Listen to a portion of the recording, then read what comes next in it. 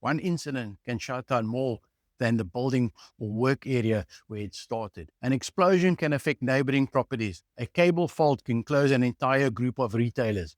A collapsing structure can kill someone who was not working on it. And even after a fire has been extinguished, the building may still be unsafe. The facility management lesson is clear. Your risk does not stop at the fence. Welcome to the Ward FM briefing, where we look at real-world building incidents and the lessons they hold for facility managers. G'day, I'm Gary Ward from Ward Facility Management, and this is the Ward FM Update, episode 16.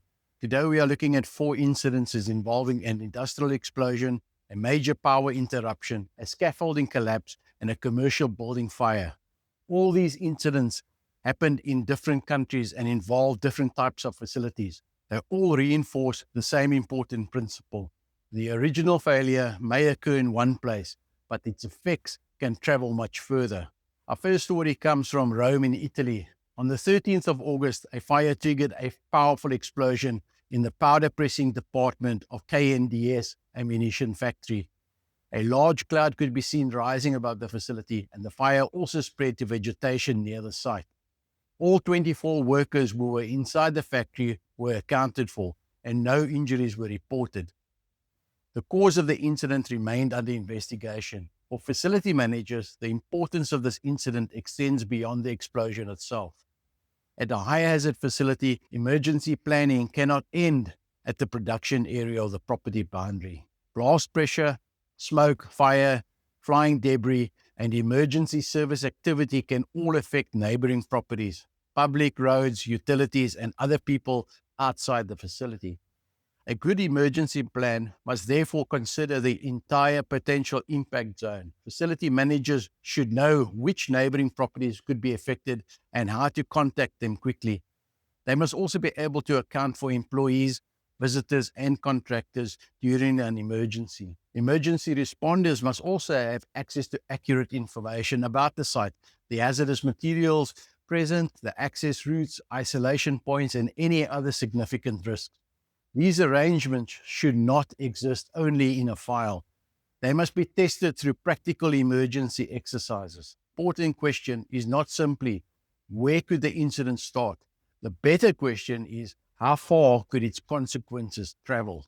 Our second story comes from Adelaide in Australia. On the 11th of August, a cable fault interrupted electricity to 481 properties. Retailers were forced to close, food outlets lost valuable lunchtime trade, and access to a basement food court was restricted. Some businesses reportedly remained closed even after the expected power restoration time. This incident demonstrates an important difference between power restoration and operational recovery. When the electricity supply returns, it does not automatically mean that a commercial building is ready to reopen. Fire alarm systems, access control, lifts, air conditioning, refrigeration, point of sale systems, and other essential equipment may need to be inspected, reset, or restarted in a control sequence. Equipment may also have tripped, developed faults, or entered an alarm condition during the outage. For food retailers, the temperature history of refrigerated stock may need to be checked before the products can be sold. Facility managers therefore need 2 related but separate plans. The first is the outage response plan. This covers what happens while the electricity is unavailable. The second is the recovery plan. This identifies what must be inspected and restarted, who is responsible for each system, and who has the authority to declare the building ready for normal operation. The recovery plan should also identify which services are supported by generators, batteries, or UPS systems, and how long that backup can realistically be maintained. It is not enough to confirm that the lights have come back on. The facility manager must confirm that the building is safe, stable, and operational. Our third story comes from Jurong Port in Singapore. On the 3rd of August, scaffolding collapsed onto a lorry at a construction site. The driver was trapped inside the cab and was pronounced dead at the scene. This is a tragic reminder that risk created by temporary works is not limited to the workers standing on the scaffold. Vehicles, delivery drivers, pedestrians, and people occupying nearby buildings may also be exposed. A scaffold can appear to occupy a relatively narrow area, but its potential collapse zone may extend much further. Materials, boards, tools, and structural components can fall or be thrown beyond the scaffold's immediate footprint. Facility managers overseeing construction, maintenance, or refurbishment work must ensure that the temporary works are properly designed, inspected, and formally handed over before use. But the responsibility should not stop there. The maximum credible collapse zone must be established and controlled. Parking areas, delivery routes, pedestrian walkways, and occupied workspaces should not remain inside that zone. The area must also be reassessed whenever the scaffolding is altered, its height changes, sheeting is added, or loading conditions are modified.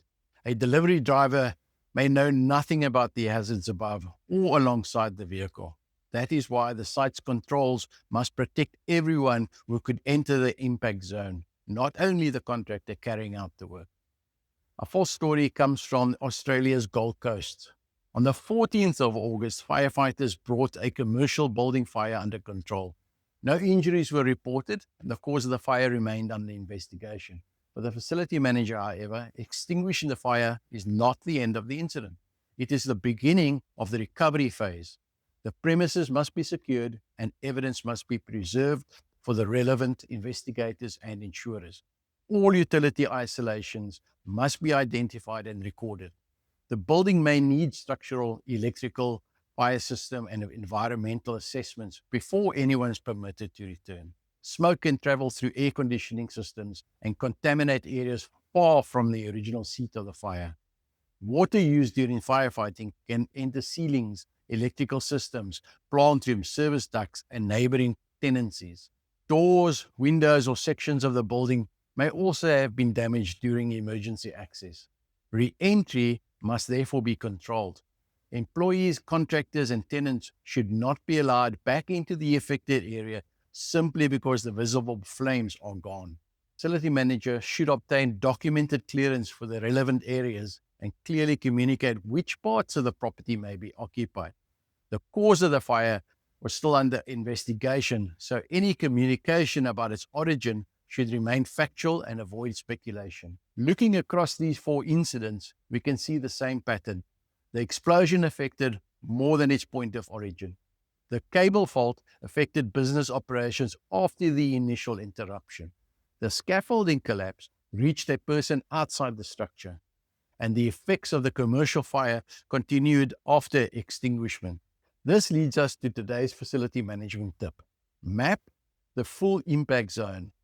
For every critical activity or significant hazard at your facility, ask 4 questions. Where could energy, smoke, water, debris, or loss of service travel? Second, who could be affected outside the immediate work area?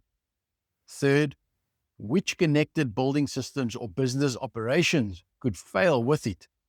And fourth, what must be inspected and verified before normal operations can resume?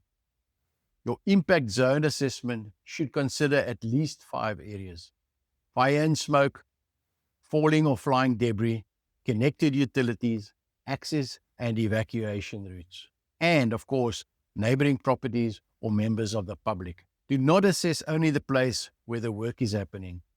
Assess every place the consequences could reach. The failure may start in one place. Your plan must cover everywhere it can reach. If you found this briefing useful, subscribe to the Ward Facility Management channel and share the video with another facility manager. You can also visit Ward FM for more practical facility management guidance. Remember, your responsibility does not stop at the fence. Thank you for watching.